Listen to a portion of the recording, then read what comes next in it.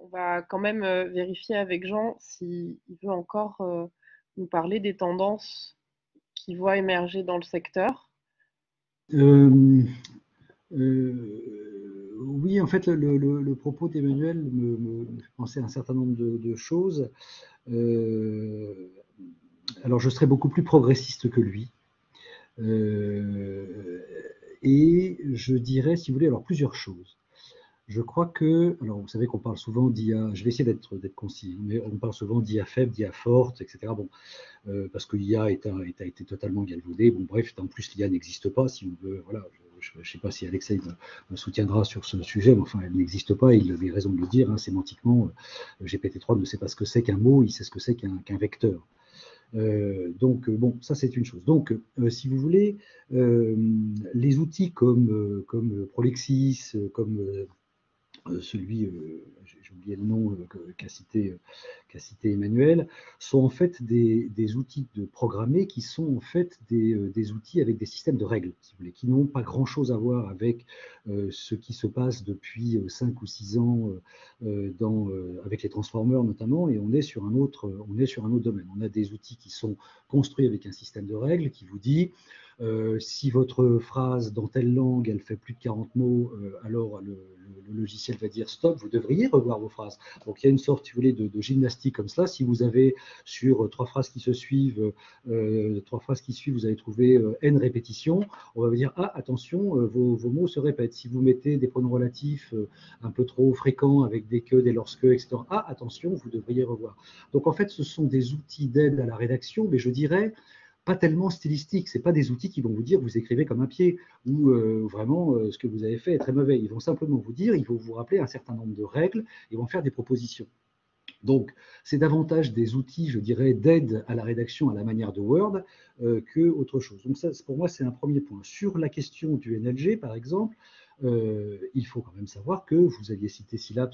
Je trouve que je connais bien les gens de Syllabs, travailler ensemble sur certains sujets, mais bon, bref. Et donc, quand ils ont fait, c'était pas pour les départements, ça, c'était pour les régionales, qu'est-ce que je raconte? C'était pour les élections de l'Assemblée nationale, législative, en fait, et ils le font sur d'autres sujets, ils le font aussi sur, je parlais du tennis, donc c'est aussi sur des matchs de tennis, en fait, ce sont des moyens, si vous voulez, de pouvoir commenter des choses qui seraient extrêmement fastidieuses pour des jeunes professionnels, même si voilà, au bout d'1 an, 2 ans, et même au bout de 5 ans d'expérience, ce serait quand même très très fastidieux, ce que faisaient les journalistes d'ailleurs autrefois, journalistes ou producteurs de contenu pour des marques. Hein, c'est pas voilà, en marketing, on va faire la même chose. Donc du coup, ce sont des outils. Et alors oui, c'est vrai que il peut y avoir tendanciellement un appauvrissement de la langue, mais en réalité, si vous entraînez votre machine en supervision et vous dites écoute machine,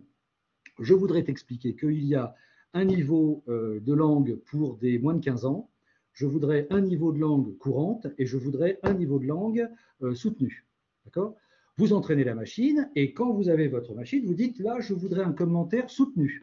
Et il vous donnera exactement, enfin pas exactement, il vous donnera le commentaire qu'il veut faire sur la victoire de tel député ou la victoire de tel joueur de tennis ou de telle équipe de foot. Il vous donnera un contenu soutenu pour un môme de 15 ans ou pour voilà. Donc, si vous voulez, voilà. Donc la machine, c'est aussi, dès lors où on lui apprend, tout simplement, c'est ce que disait Alexei tout à l'heure, je rentre un corpus de langage soutenu que j'ai un peu entraîné parce qu'il y a tout un système de règles qui va faire que je vais lui dire qu'effectivement tel type de vocabulaire est préférable et je vais surtout, je ne vais pas lui dire quel tel type de vocabulaire est préférable, je vais simplement lui donner en apprentissage supervisé, je vais lui donner un vocabulaire qui lui permettra d'être reproduit ensuite. Bien. Donc voilà, je pense que c'était des points importants. Sur le SEO, si vous voulez, le SEO est une machine à appauvrir autrement supérieure que les outils de vérification textuelle. Le SEO est véritablement, pour les raisons d'ailleurs qu'Emmanuel a données, est une machine à uniformiser. D'accord? C'est tout à fait clair. Donc, avec cette différence, c'est que les algos de Google évoluent en permanence, et ce qu'il faut retenir, c'est que, et là je rejoins aussi Emmanuel, c'est qu'en fait nous sommes dans une semble-t-il, hein, une tendance où ce qu'on va appeler le slow content, hein, ça veut dire le contenu lent, le contenu qualitatif, est en train de prendre, alors est en train, c'est beaucoup dire. Mais enfin, en tout cas, est en train de marquer des points, si vous voulez, contre le snack content. Pardon pour les anglicismes. C'est-à-dire, vous voyez, le snacking, c'est des petits textes marketing qui n'ont aucune valeur, qui sont en fait, qui peuvent être produits au kilomètre. Et je vous souhaite, si vous êtes tous étudiants qui nous écoutez, je vous souhaite grandement de jamais avoir à pisser de la copie au kilomètre pour faire des contenus marketing. Laissez les machines faire.